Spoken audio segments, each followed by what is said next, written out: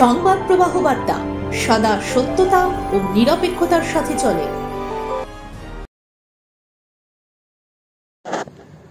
পবিত্র মা নামে পরিচিত শ্রী রামকৃষ্ণের আধ্যাত্মিক সহধর্মিণী শ্রী সারদা দেবী ভারত সন্তানের বক্ষ জুড়ে পরিমল দৈব ও আধ্যাত্মিক চেতনার সাথে সকলের মাতৃরূপে পূজিত হয়ে চলেছেন। সেই শ্রী শ্রী মা সারদা দেবীর উত্তরসূরি চন্দননগর নিবাসী উজ্জ্বল চক্রবর্তীর মা সারদাকে নিয়ে অজানা ও অমূল্য তথ্য পরিবেশন নিঃসন্দেহে অনেকখানি মানুষের কৌতূহল নিরসন করে। উজ্জ্বল চক্রবর্তী বলেন, তার মায়ের বাবা শ্রী গণপতি মুখোপাধ্যায় শ্রী শ্রী মা সারদার আপন ভাইপো। গণপতি মুখোপাধ্যায়ের বাবা প্রসন্ন কুমার মুখোপাধ্যায় সারদা মায়ের নিজের বরদা। এভাবেই তার মধ্যে বইছে সারদা মায়ের পবিত্র রক্ত।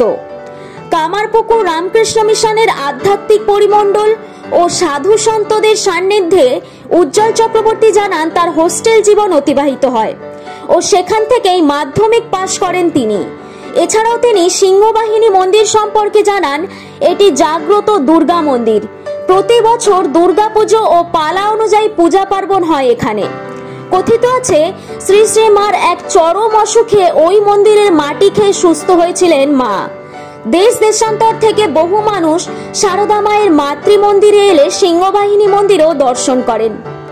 এছাড়া উজ্জ্বল চক্রবর্তীর স্বরচিত মানবিক ভাবনা বই সম্বন্ধে তাকে বলতে শোনা যায়, সাধারণ মানুষের দাবি রেখে তার ওকালতি জীবন, সমাজ ভাবনা, বেলুর মঠ, সমাজ সেবার সমন্বয় লিপিবদ্ধ হয়ে প্রকাশিত হয়েছে এই বইটি। মায়ের বাবা সদ্য গণপতি মুখোপাধ্যায়, বর্তমানে উনি প্রয়াত, উনি শ্রী শ্রী মা সারদার আপন ভাইপো। গণপতি মুখোপাধ্যায়ের বাবা প্রসন্ন কুমার মুখোপাধ্যায় শ্রী শ্রী মা সারদার নিজের বরদা। এইভাবেই আমাদের শ্রী শ্রী মায়ের রক্ত আমাদের মধ্যে দিয়ে প্রবাহিত হচ্ছে। আমার মায়ের অনুপ্রেরণায় ও মামাদের ভালোবাসাতে আমি কামারপুকুর রামকৃষ্ণ মিশন থেকে মাধ্যমিক পাশ করি। সেখানে আমি হস্টেল জীবন অতিবাহিত করি এবং ওখানে বিভিন্ন রামকৃষ্ণ মিশনে সাধু মহারাজরাই মুখ্যত ওরা হেডমাস্টার হন। তাদের শক্তি মহারাজ, শ্রীমৎ স্বামী বিষ্ণুদেবানন্দ, আত্মস্থানন্দজি এবং বিভিন্ন সাধুদের সংস্পর্শে এসে আমি কাজ করা। পুরাতন শ্রী শ্রী মায়ের বাড়িতেই আমার মামা বাড়ি ছিল। আমার দাদু, আমরা জন্মের পরে মাতৃমন্দিরের পাশে যে কুড়ে ঘরটি ছিল, বর্তমানে এটা মায়ের শ্রী শ্রী মায়ের পুরানো বাড়ি, সেখানেই আমরা উঠতাম। পরবর্তীকালে যখন বেলুর মঠ অ্যাকোয়ার করে, পরবর্তীকালে 21 নম্বর বাস স্ট্যান্ডে দাদু রামকৃষ্ণ মিশন বাড়ি করে দেয়। সেখানে বর্তমানে মামারা। সিংহবাহিনী মন্দির জাগ্রত একটি মা দুর্গার মন্দির।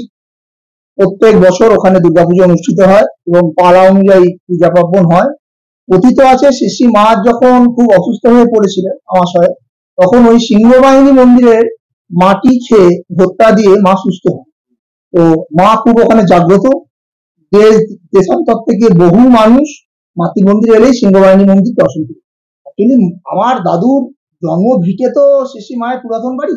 যখন 1990 সালে বেলুর মঠ ওটা অ্যাকোয়ার করে নেন, তো দাদু ওই মায়ের টানে ওই পুরাতন বাড়িতে বিকেলবেলা সকালবেলা যখন সময় পেতেন ওখানে যেতেন এবং মায়ের নাম গান করতেন।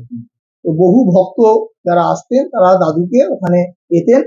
দাদু তাদের ভাবধারা, শ্রী শ্রী মা সারদার, বিবেকানন্দ বা বেলুর মঠের ভাবধারা উনি সাধারণ মানুষকে দিয়ে। বইটি আছে মানবিক ভাবনা, উজ্জ্বল চক্রবর্তীর মানবিক ভাবনা।